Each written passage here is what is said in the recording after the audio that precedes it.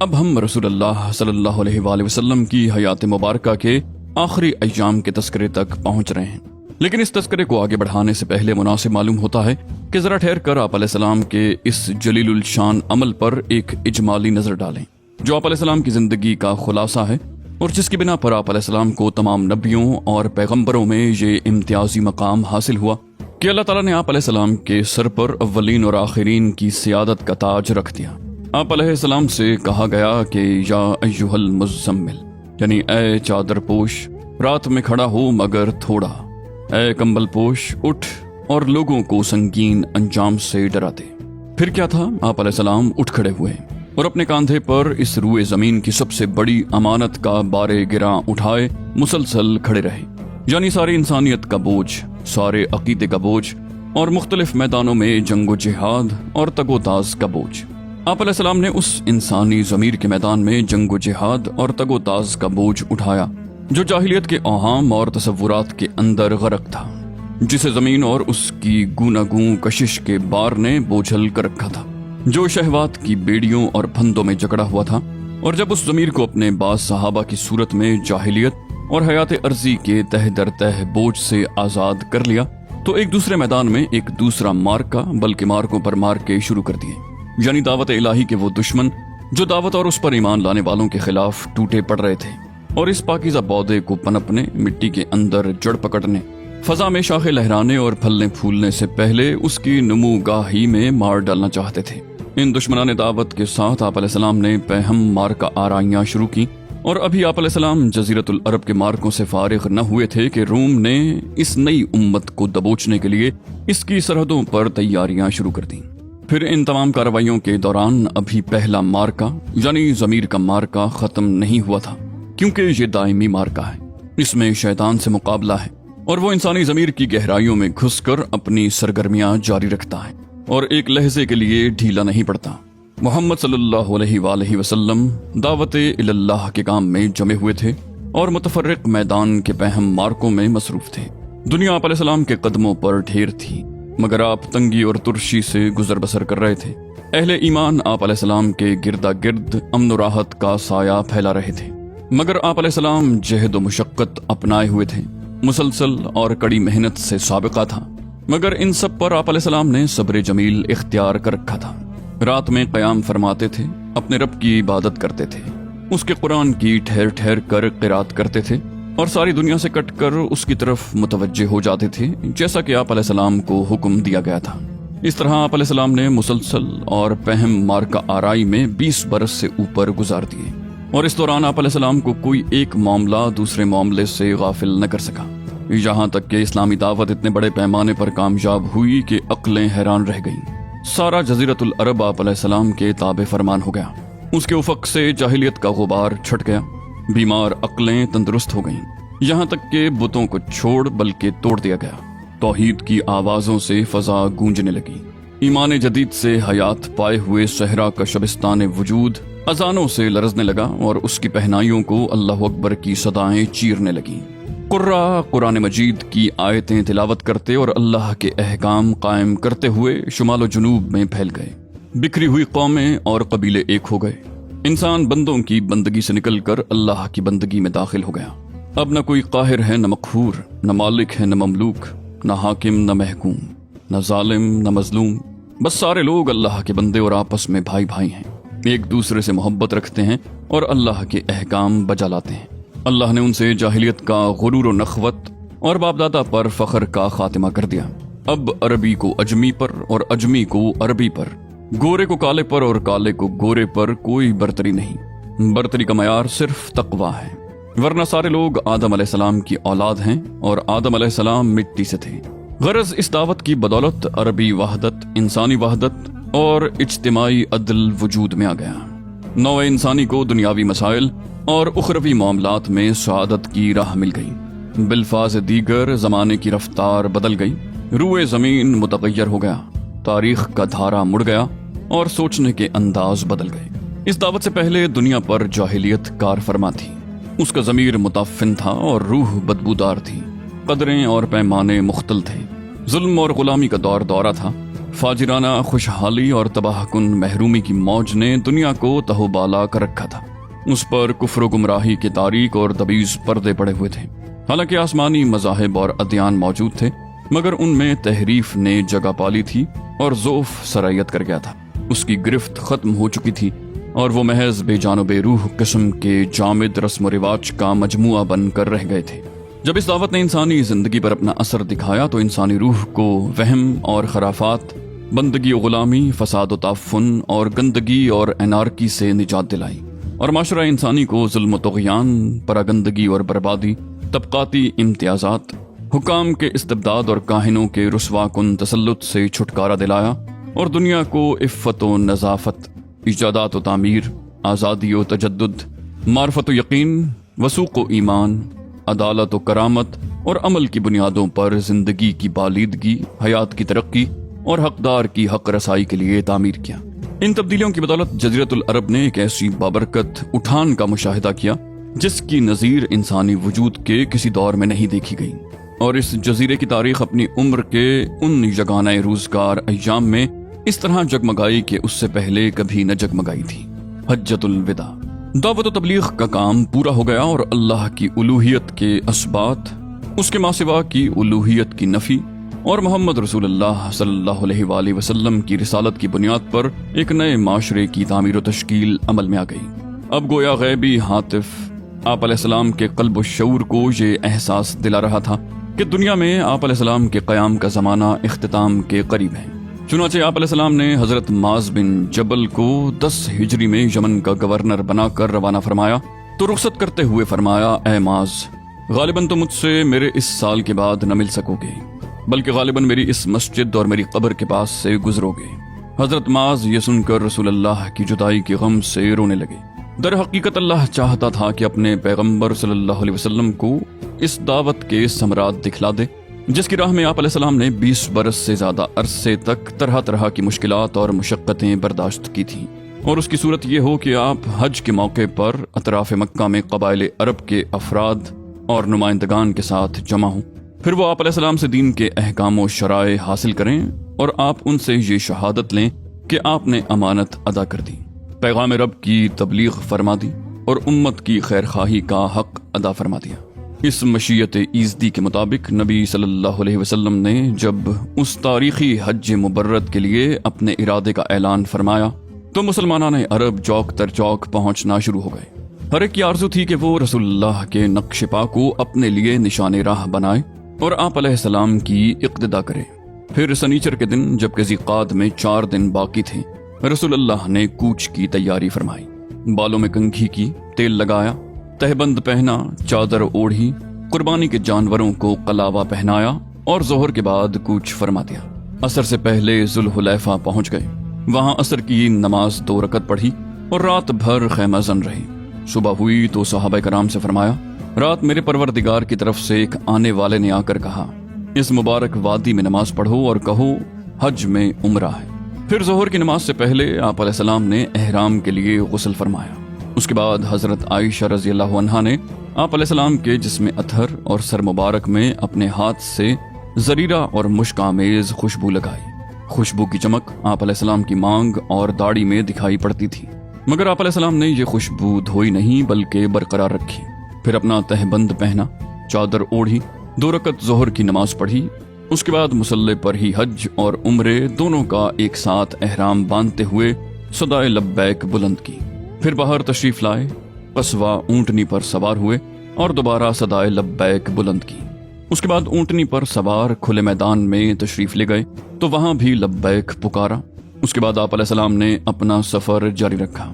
ہفتہ بھر بعد جب آپ علیہ السلام سر شام مکہ کے قریب پہنچے تو ذی طویٰ میں ٹھہر گئے، وہیں رات گزاری اور فجر کی نماز پڑھ کر غسل فرمایا۔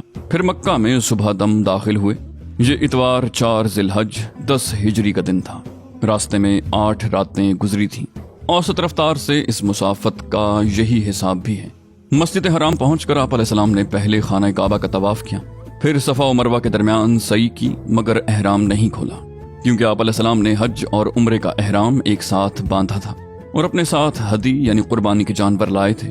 طواف و سعی سے فارغ ہو کر آپ علیہ السلام نے بالائی مکے میں ہجون کے پاس قیام فرمایا لیکن دوبارہ طواف حج کے سوا کوئی اور طواف نہ کیا۔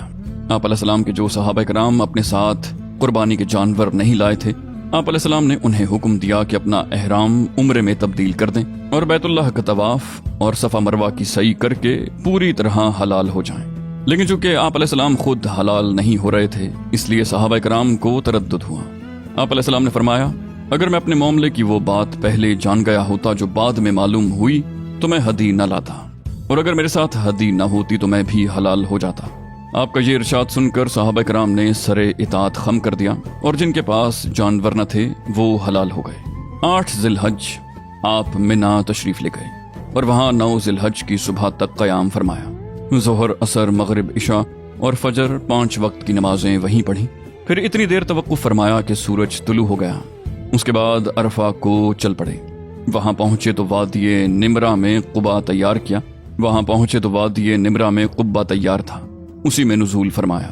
جب سورج ڈھل گیا تو آپ علیہ السلام کے حکم پر قصوہ پر کجاوا کسا گیا اور آپ علیہ السلام بطن وادی میں تشریف لے گئے۔ اس وقت آپ علیہ السلام کے گرد 1,24,000 یا 1,44,000 انسانوں کا سمندر ٹھاٹھیں مار رہا تھا۔ آپ علیہ السلام نے ان کے درمیان ایک جامع خطبہ ارشاد فرمایا۔ آپ علیہ السلام نے فرمایا، لوگو میری بات سنو، کیونکہ میں نہیں جانتا، شاید اس سال کے بعد اس مقام پر میں تم سے کبھی نہ مل سکوں۔ تمہارا خون اور تمہارا مال ایک دوسرے پر اسی طرح حرام ہے جس طرح تمہارے آج کے دن کی، رواں مہینے کی اور موجودہ شہر کی حرمت ہے۔ سن لو، جاہلیت کی ہر چیز میرے پاؤں تلے رون دی گئی۔ جاہلیت کے خون بھی ختم کر دیے گئے، اور ہمارے خون میں سے پہلا خون جسے میں ختم کر رہا ہوں وہ ربیعہ بن حارث کے بیٹے کا خون ہے۔ یہ بچہ بنو سعد میں دودھ پی رہا تھا کہ انہی ایام میں قبیلہ حذیل نے اسے قتل کر دیا اور جاہلیت کا سود ختم کر دیا گیا، اور ہمارے سود میں سے پہلا سود جسے میں ختم کر رہا ہوں وہ عباس بن عبد المطلب کا سود ہے۔ اب یہ سارا کا سارا سود ختم ہے۔ ہاں، عورتوں کے بارے میں اللہ سے ڈرو، کیونکہ تم نے انہیں اللہ کی امانت کے ساتھ لیا ہے اور اللہ کے کلمے کے ذریعے حلال کیا ہے۔ ان پر تمہارا حق یہ ہے کہ وہ تمہارے بستر پر کسی ایسے شخص کو نہ آنے دیں جو تمہیں گوارا نہیں۔ اگر وہ ایسا کریں تو تم انہیں مار سکتے ہو، لیکن سخت مار نہ مارنا، اور تم پر ان کا حق یہ ہے کہ تم انہیں معروف کے ساتھ کھلاؤ اور پہناؤ۔ اور میں تم میں ایسی چیز چھوڑے جا رہا ہوں کہ اگر تم نے اسے مضبوطی سے پکڑے رکھا تو اس کے بعد ہرگز گمراہ نہ ہوں گے، اور وہ ہے اللہ کی کتاب۔ لوگوں یاد رکھو، میرے بعد کوئی نبی نہیں اور تمہارے بعد کوئی امت نہیں، لہٰذا اپنے رب کی عبادت کرنا، 5 وقت کی نماز پڑھنا، رمضان کے روزے رکھنا، خوشی خوشی اپنے مال کی زکوٰۃ دینا، اپنے پروردگار کے گھر کا حج کرنا اور اپنے حکمرانوں کی اطاعت کرنا۔ ایسا کرو گے تو اپنے پروردگار کی جنت میں داخل ہوگے، اور تم سے میرے متعلق پوچھا جانے والا ہے تو تم لوگ کیا کہو گے؟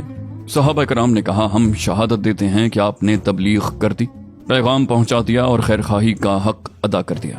یہ سن کر آپ علیہ السلام نے انگشت شہادت کو آسمان کی طرف اٹھایا اور لوگوں کی طرف جھکاتے ہوئے 3 بار فرمایا، اے اللہ گواہ رہے۔ آپ علیہ السلام کے ارشادات کو ربیعہ بن امیہ بن خلف اپنی بلند آواز سے لوگوں تک پہنچا رہے تھے۔ جب آپ علیہ السلام خطبے سے فارغ ہو چکے تو اللہ عز و جل نے یہ آیت نازل فرمائی، آج میں نے تمہارے لیے تمہارا دین مکمل کر دیا اور تم پر اپنی نعمت پوری کر دی، اور تمہارے لیے اسلام کو بحیثیت دین پسند کر لیا۔ حضرت عمر نے یہ آیت سنی تو رونے لگے۔ دریافت کیا گیا کہ آپ کیوں رو رہے ہیں؟ فرمایا، اس لیے کہ کمال کے بعد زوال ہی تو ہے۔ خطبے کے بعد حضرت بلال رضی اللہ عنہ نے اذان اور پھر اقامت کہی۔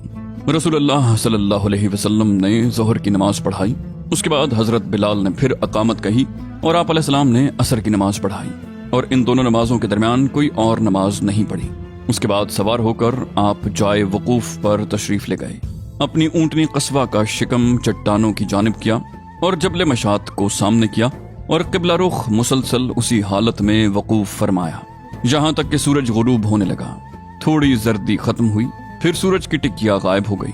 اس کے بعد آپ علیہ السلام نے حضرت اسامہ کو پیچھے بٹھایا اور وہاں سے روانہ ہو کر مزدلفہ تشریف لے گئے۔ مزدلفہ میں مغرب اور عشاء کی نمازیں 1 اذان اور 2 اقامت سے پڑھیں، درمیان میں کوئی نفل نماز نہیں پڑھی۔ اس کے بعد آپ علیہ السلام لیٹ گئے اور طلوع فجر تک لیٹے رہے۔ البتہ صبح نمودار ہوتے ہی اذان اور اقامت کے ساتھ فجر کی نماز پڑھی۔ اس کے بعد قصوہ پر سوار ہو کر مشر حرام تشریف لے گئے اور قبلہ رخ ہو کر اللہ سے دعا کی اور اس کی تکبیر و تحلیل اور توحید کے کلمات کہے۔ یہاں اتنی دیر تک ٹھہرے رہے کہ خوب اجالا ہو گیا۔ اس کے بعد سورج طلوع ہونے سے پہلے پہلے منا کے لیے روانہ ہو گئے اور اب کی بار حضرت فضل بن عباس کو اپنے پیچھے سوار کیا۔ بطن محصر میں پہنچے تو سواری کو ذرا تیزی سے دوڑایا، پھر جو درمیانی راستہ جمرہ کبرا پر نکلتا تھا اس سے چل کر جمرہ کبرا پر پہنچے۔ اس زمانے میں وہاں ایک درخت بھی تھا اور جمرہ کبرا اس درخت کی نسبت سے بھی معروف تھا۔ اس کے علاوہ جمرہ کبرا کو جمرہ عقبہ اور جمرہ اولا بھی کہتے ہیں۔ پھر آپ نے جمرہ کبرا کو 7 کنکریاں مار دیں، ہر کنکری کے ساتھ تکبیر کہتے جاتے تھے۔ کنکریاں چھوٹی چھوٹی تھیں جنہیں چٹکی میں لے کر چلایا جا سکتا تھا۔ آپ علیہ السلام نے یہ کنکریاں بطن وادی میں کھڑے ہو کر ماری۔ اس کے بعد آپ علیہ السلام قربان گاہ تشریف لے گئے اور اپنے دست مبارک سے 63 اونٹ ذبح کیے۔ پھر حضرت علی رضی اللہ عنہ کو سونپ دیا اور انہوں نے بقیہ 37 اونٹ ذبح کیے۔ اس طرح 100 اونٹ کی تعداد پوری ہو گئی۔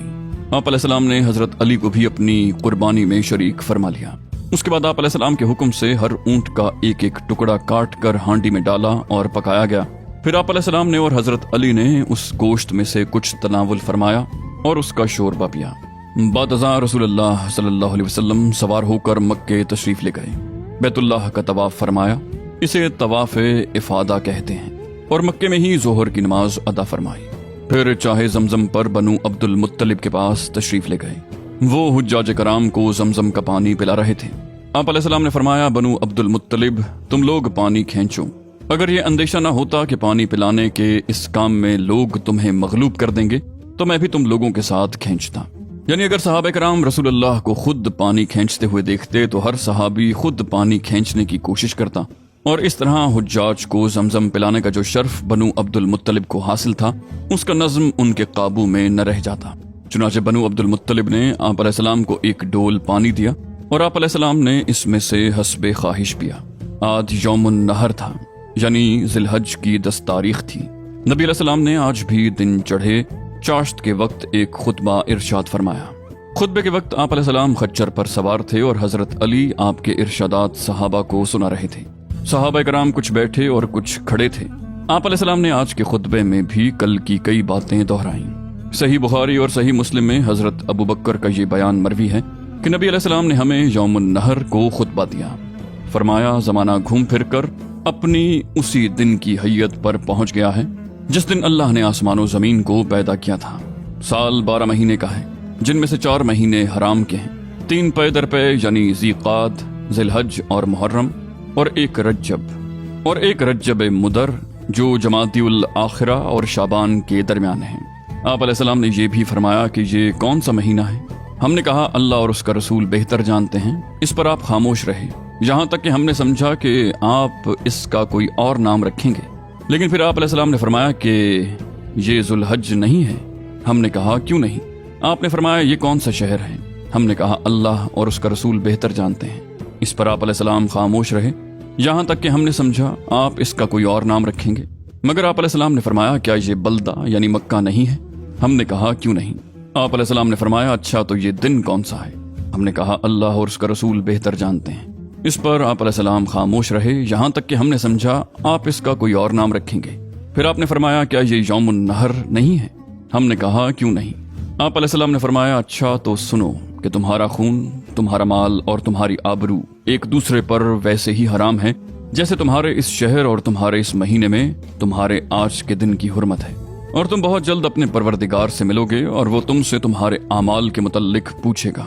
لہٰذا دیکھو میرے بعد پلٹ کر گمراہ نہ ہو جانا کہ آپس میں ایک دوسرے کی گردنیں مارنے لگو۔ بتاؤ کیا میں نے تبلیغ کر دی؟ صحابہ نے فرمایا ہاں۔ آپ علیہ السلام نے فرمایا اے اللہ گواہ رہ، جو شخص موجود ہے وہ غیر موجود تک میری باتیں پہنچا دے، کیونکہ بعض وہ افراد جن تک یہ باتیں پہنچائی جائیں گی وہ بعض موجودہ سننے والوں سے کہیں زیادہ ان باتوں کو سمجھ سکیں گے۔